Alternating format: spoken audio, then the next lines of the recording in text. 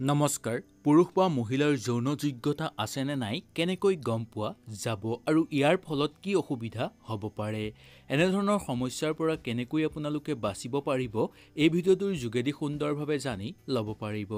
আহক তেনেহলে আমি আৰম্ভ কৰো যদি ভিডিঅ'টো ভাল লাগে আপোনালোকে লাইক কৰিব আৰু আপোনালোকৰ বন্ধুবৰ্গৰ লগত শ্বেয়াৰ কৰি তেওঁলোকক এই কথাখিনি জানিবলৈ সুবিধাটো দিব যৌন যোগ্যতাই হ'ল দাম্পত্য জীৱনৰ প্ৰধান কথা ৰতি সুখৰ বাবে জননেন্দ্ৰিয়ৰ সুগঠিত আৰু ৰতি ক্ষমতাপূৰ্ণ হোৱা দৰকাৰ সকলো দাম্পত্যই সন্তান কামনা কৰে গতিকে বিয়াৰ আগতে পাত্ৰপাত্ৰীয়ে ৰতি যোগ্যতা আৰু সন্তানৰ প্ৰজননৰ যোগ্যতা থকা নথকাটো অভিজ্ঞ ডক্টৰৰ হতুৱাই পৰীক্ষা কৰি লোৱাটো প্ৰয়োজন আজিৰ দিনত বিবাহৰ আগতে পাত্ৰপাত্ৰীৰ মানসিক সুস্থতাৰ সম্বন্ধে পৰীক্ষা কৰি লোৱাটো ভাল মানসিক অসুস্থতাই বৈবাহিক জীৱনত নানা আহুকালৰ সন্মুখীন কৰাব পাৰে বিবাহৰ আগতে সকলো পুৰুষে জন অংগ আৰু অণ্ডকোষৰ অভিজ্ঞ ব্যক্তিৰ দ্বাৰা পুংখানুপুংখ ৰূপে পৰীক্ষা কৰি লোৱাটো উচিত কিয়নো প্ৰজননেন্দ্ৰিয় দোষ থাকিলে সম্ভোগ আৰু সন্তান জন্ম দিয়াত অসমৰ্থ হয়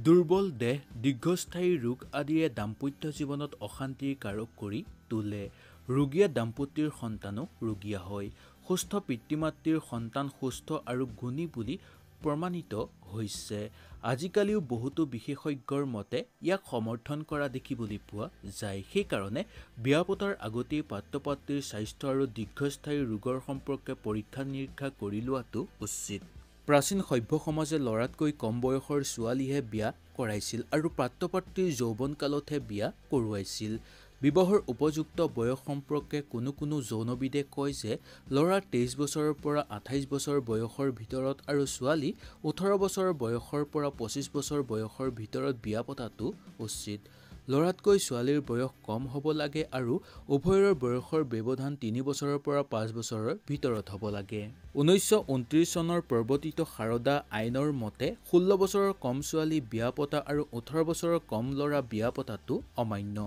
ভাৰতৰ ক্ষেত্ৰত ছোৱালীৰ এবছৰ শিথিলতা কৰি দিয়া হৈছিল বৰ্তমানৰ যুগত বা বৰ্তমানত ছোৱালীৰ 18 বছৰ আৰু ল'ৰাৰ 25 বছৰ কমে বিয়া পতাটো উচিত নহয়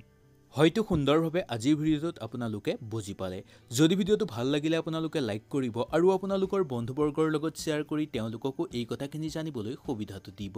আৰু যদি আপোনালোকৰ কিবা সমস্যা আছে তেনেহলেও আপোনালোকে কমেন্টৰ যোগেদি মোক জনাব পাৰে তেতিয়াহলে আজিলৈ নমস্কাৰ